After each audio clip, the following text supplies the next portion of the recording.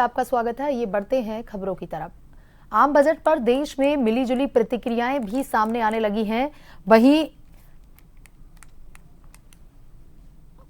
किसी ने बजट को आम आदमी के लिए हितकारी बताया तो किसी ने कैंसर जैसी बीमारी की दवाइयां सस्ती होने पर सरकार का आभार जताया।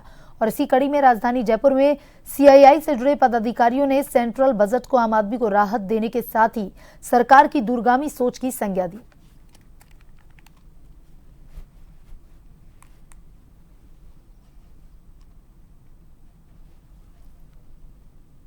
मोदी सरकार के आम बजट में हर वर्ग को राहत देने की कोशिश की गई, चाहे युवा हो, उद्यमी हो, किसान हो या व्यापारी हो।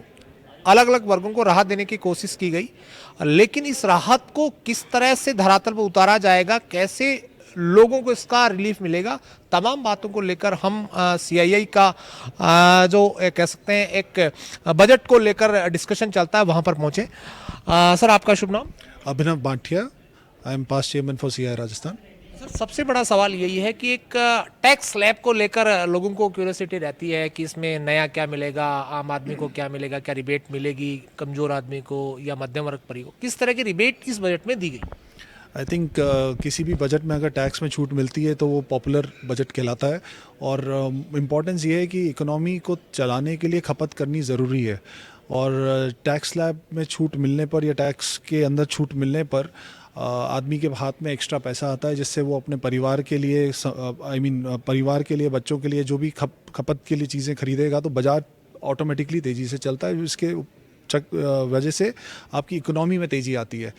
तो जो ग्लोबल स्लोडाउन अभी चल रहा है उसको देखते हुए भारत में ये जो स्टेप लिया है टैक्स में छूट देने पे, सरकार अपनी स्पेंडिंग कर रही है इंफ्रा पे, चीज़ों पे, बट आम जन को पावर दी है स्पेंड करने की, जिससे आई थिंक तेज़ी से इकोनॉमी आगे बढ़ेगी। हम जो क्वार्टर के रिजल्ट्स देखते हैं, अगले क्वार्टर के रिजल्ट्स ऑटोमेटिकली इंडिकेट करेंगे जीडीपी में क्या चेंज आया है। बड़ा सवाल ये है कि ये 12 लाख का जो रेशियो, इसको लेकर लोगों को अभी कहीं ना कहीं कंफ्यूजन है कि 12 लाख का जो स्लैब है क्या बढ़ाया गया है या 4 लाख से 12 लाख का जो स्लैब है उसमें टैक्स लगेगा। क्या नई जो ऐलान किया गया उसमें क्या एक फुलफिल कर सकता है आदमी, क्या उसका लगेगा नहीं लगेगा, क्या है ओवरऑल क्या मोटिव? नहीं, टैक्स लगेगा, बट उसमें जो छूट मिली है उसको आपको 70,000 रुपये बच रहे हैं। जो आपका टैक्स पहले सब जो लगता था, अगर 1.25 लगता था तो वो अब 70,000 कम लगेगा।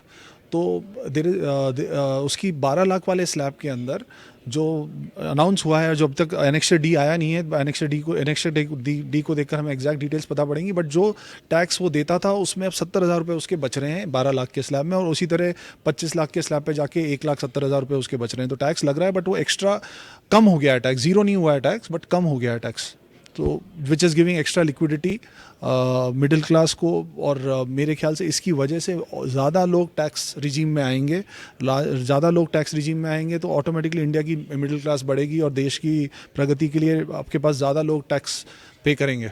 मैम, एक तो सबसे बड़ी कैंसर को लेकर जो ऐलान किया गया कि दवाइयाँ सस्ती की जाएगी, दूसरा आपके फ़ोन सस्ते होंगे या टीवी या एलईडी सस्ती होंगी, और क्या क्या फ़र्क पड़ेगा जो बजट के ऐलान किए गए जो मंत्री की तरफ से? देखिए, जो बजट है, पहले तो मैं ये कहना चाहूँगी कि बजट एक बहुत ही पॉजिटिव बजट जिसे हम कहते हैं वो है, क्योंकि जो जैसे कि अभिनव जी ने अभी बताया कि वो जो हाथ में पर्सनल डिस्पोजेबल इनकम जो बढ़ेगी उससे मैन्युफैक्चरिंग बहुत ज़्यादा स्ट्रॉन्ग होगी, और डिजिटल इकोनॉमी की तरफ जो हमारे कदम है वो और ज़्यादा स्ट्रॉन्ग होंगे।